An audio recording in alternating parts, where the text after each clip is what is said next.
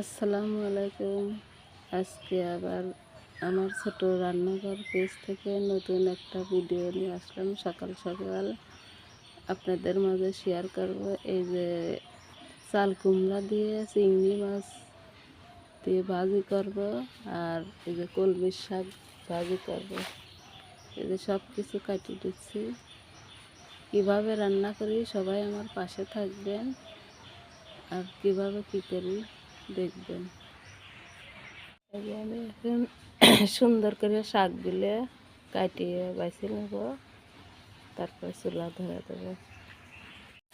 এই যে আমরা চাল কুমড়া ভাজি করবো, সব কিছু চুলায় দিয়ে দিচ্ছি। সুন্দর করে এখন কষা নেবো। আগে মাছ একটু কষা নেবো, তারপর কুমড়া দেবো।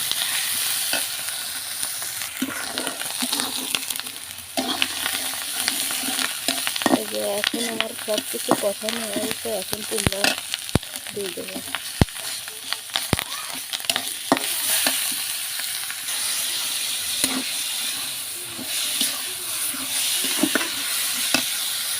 করা শেষ, এখানে শাক দিচ্ছি। শাক ভাজি এই যে শাক ভাব দেওয়া শেষ, এখন তেলে দেবো, নামালে দেবো।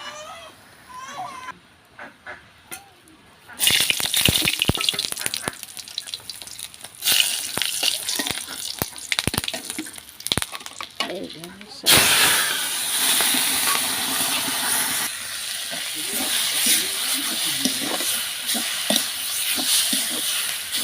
আমার শাক ভাজা হয়ে গেছে, এখন আমি নামা নেবো।